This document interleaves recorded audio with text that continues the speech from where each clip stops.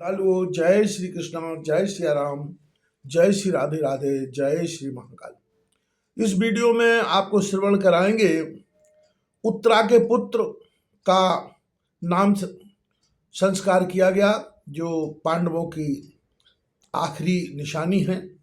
तो उसी की कथा आपको श्रवण कराते हैं। वैशंपायन जी कहते हैं, हे राजन,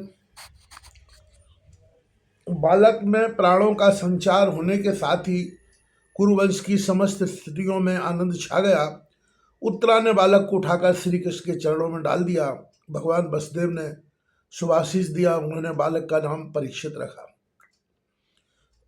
भगवान के कृपा पात्र परीक्षित शुक्ल पक्ष के चंद्रमा की भांति बढ़ने लगे। उनके जन्म के 1 मास पश्चात पांडव भी उस स्वर्ण कोष को लेकर हिमालय से लौटे। पांडवों के आने का समाचार सुनकर महात्मा विदुर और उनके अन्य संबंधी पांडवों की अगवानी के लिए नगर से बाहर गए। राजमहलों में पहुंचकर युधिष्ठिर ने धृतराष्ट्र, गांधारी तथा मां कुंती को प्रणाम किया और श्री कृष्ण के द्वारा पौत्र को जीवन दान देने का प्रसंग सुनकर सभी पांडव भगवान की भूरी भूरी प्रशंसा करने लगे। पांडवों के आ जाने के बाद श्री वेदव्यास जी हस्तिनापुर में पधारे। तब धर्मराज ने कहा, भगवान, आपकी आज्ञा अनुसार मैं उस धनराशि को ले आया हूँ। अब हमें आपकी आज्ञा की प्रतीक्षा है। व्यास जी ने कहा, राजन, सब साधनों से पूर्ण होने पर विधि पूर्वक दक्षिणा देकर अश्वमेध यज्ञ का अनुष्ठान करो।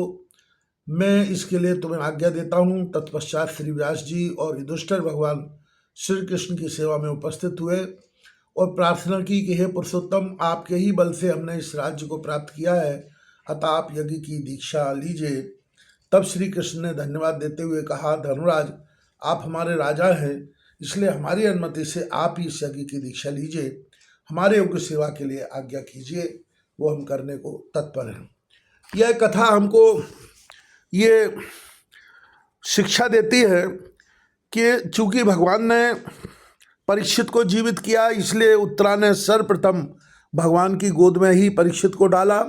इसी प्रकार से चूंकि पांडवों ने युद्ध भी भगवान श्री कृष्ण की कृपा से ही जीता था, इसलिए पांडवों ने सर्वप्रथम भगवान श्री कृष्ण को कहा कि प्रभु, आप ही यज्ञ की दीक्षा लीजिएगा, क्योंकि आपकी कृपा के कारण ही ये युद्ध हम जीत सके हैं और राज्य हमको प्राप्त हुआ है। इसका तात्पर्य यह है कि जिनके कारण से हमें जो कुछ उपलब्धि हुई है, उनका सम्मान हमें आखिरी तक बनाए रखना